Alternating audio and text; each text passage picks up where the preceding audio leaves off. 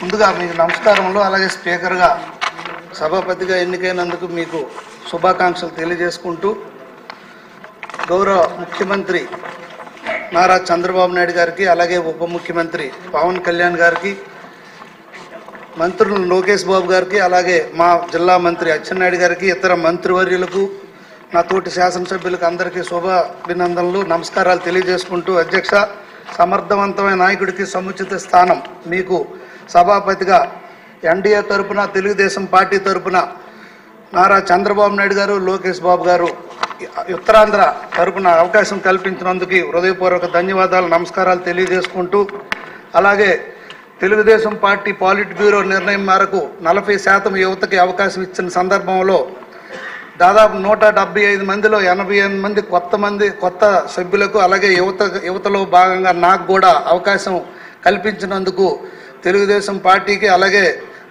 Party జాతీయ అధ్యక్షులు నారా చంద్రబాబు నాయుడు గారికి, జాతీయ ప్రధాన కార్యదర్శి లోకేష్ అన్న గారికి నా హృదయపూర్వక ధన్యవాదాలు, నమస్కారాలు నా నియోజకవర్గ ప్రజల తరపున, నా తరపున తెలియజేసుకుంటూ, అలాగే జిల్లాలో స్వాతంత్రం వచ్చిన తర్వాత ఎప్పుడూ లేని విధంగా 52,521 ఓట్ల మెజారిటీతో నన్ను గెలిపించిన శ్రీకాకుళం నియోజకవర్గ ప్రజలకు కూడా హృదయపూర్వక ధన్యవాదాలు, నమస్కారాలు తెలియజేసుకుంటూ, అధ్యక్ష, నాకు రోడ్లు భవనాలు తరపున ఫస్ట్ టైం మీరు రోడ్స్ గురించి మాట్లాడండి. ఒకసారి ధన్యవాదాలు చెప్పాను, అయిపోయింది. ఇంకా నెక్స్ట్ రోడ్లు భవనాలు తరపున నాకు మాట్లాడే అవకాశం కల్పించినందుకు ముందుగా మీకు ధన్యవాదాలు తెలియజేసుకుంటూ, అధ్యక్ష, రోడ్లు భవనాలంటే రక్తం చిందించడం, బలిదానం ఇవ్వడం అయిపోయింది అధ్యక్ష.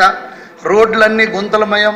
మొన్నే ఎన్డీఏ లెజిస్లేటివ్ మీటింగ్లో ముఖ్యమంత్రి వర్యులు చెప్పడం జరిగింది, రోడ్లన్నీ గుంతలు పూడ్చాలి, యుద్ధ ప్రాతిపదికన మనం రాష్ట్రం మొత్తం మీద రోడ్లన్నీ గుంతలు ముందుగా పూడ్చాలనేది నా యొక్క అభ్యర్థన. దానికి మంత్రివర్యులు చర్యలు తీసుకున్న చర్యలను వివరించగలరని కోరుకుంటూ, అలాగే రోడ్లే కాదు అధ్యక్ష, రాష్ట్రం మొత్తం మీద శిథిలావస్థలో ఉన్న బ్రిడ్జిలను కూడా పెద్ద ఎత్తున రిపేర్స్ అండ్ రిహాబిలిటేషన్స్ మనం చేయాల్సిన పరిస్థితి ఉంది.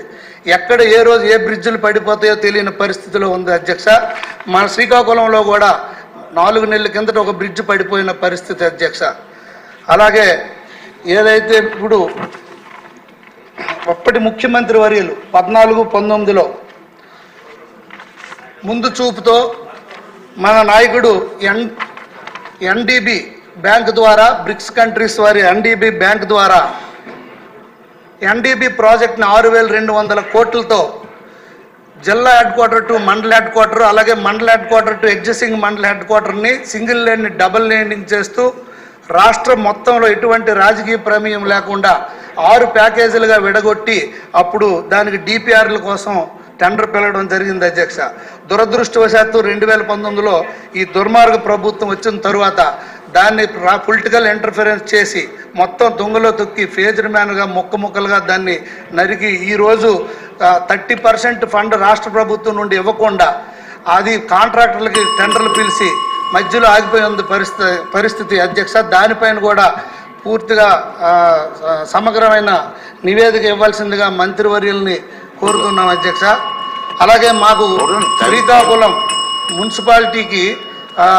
మున్సిపాలిటీ నుండి రైల్వే స్టేషన్కి వెళ్ళే రోడ్డు ప్రతి ఒక్కరికి పేగులు బయటకు వచ్చి ఇప్పటి వరకు దాదాపు 100 మంది పైచిలకు చనిపోయే పరిస్థితి. ఈరోజు కూడా ఈవినింగ్ లోపల నాకు ఎవరికి కాలు ఇరిపోయింది, చెయ్యి ఇరిపోయిందని మాకు ఫోన్ వస్తుందో తెలియని పరిస్థితి. రోజు కూడా యాక్సిడెంట్స్.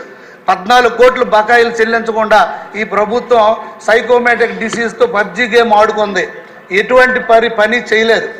అలాంటి పరిస్థితిలో మా నియోజకవర్గం కొట్టుమిట్టాడుతుంది. ఒక పక్క మాజీ స్పీకర్ వర్యులు, ఒక పక్క అప్పటి రెవెన్యూ మంత్రి వర్యులు ఇద్దరు కూడా ఈ సభలో ఎప్పుడు మన ముఖ్యమంత్రి గారి పైన, అలాగే తెలుగుదేశం పార్టీ పైన వ్యంగ్యంగా మాట్లాడడమే తప్పితే కానీ సీరియస్నెస్ ఎప్పుడు తీసుకోలేదు మంత్రి గారు.